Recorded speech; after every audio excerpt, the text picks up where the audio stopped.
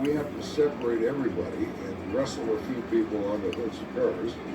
Instead of a normal level of chaos, it became a nuclear level of chaos. With tensions running hot, Kenda takes control of the situation. The first thing is to try to dissect who we identify several people as bystanders.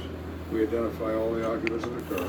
We identify the man pointed out as the shooter, so I'm beginning to get reasonably organized.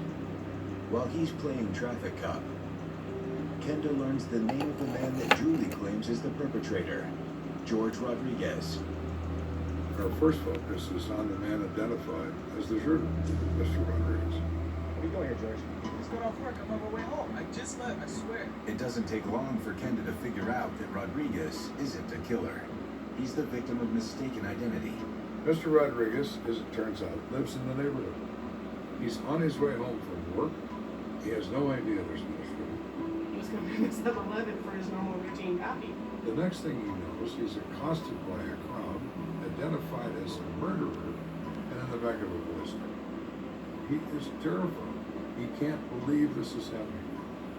We check him out. We find out where he works, when he left, all that sort of thing. All right, George, your story checks out. There's no way Mr. Rodriguez is involved in this. We dust off Mr. Rodriguez and send him home with his can of pop. Kenda turns his attention to the man's accuser, Julie Jackson. That guy had nothing to do with this. You told me you were positive that was a shooter. I confront Julie, the sister of the victim. You told us that was the shooter. She's very distraught. She's crying. She said, well, I was pretty sure it was him. You're pretty sure? You were very sure a minute ago. I saw a guy in a red car come by and shoot my brother. Julie was extremely emotional.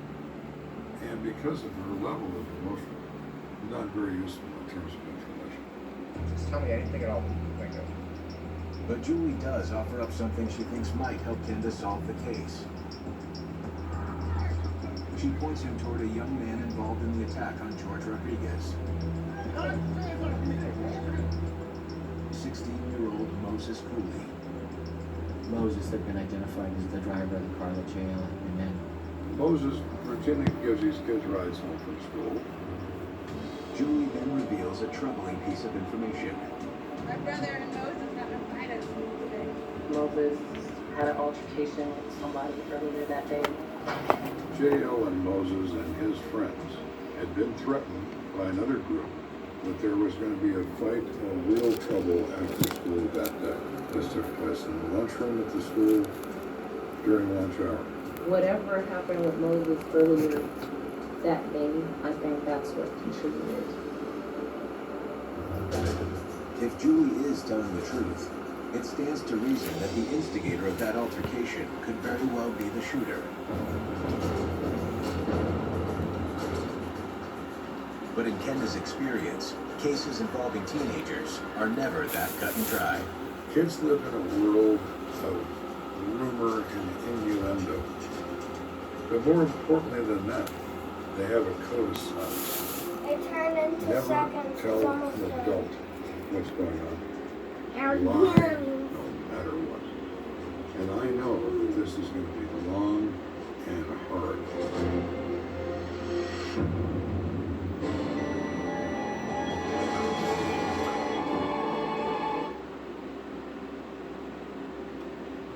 I enjoy what I do. That's the big thing.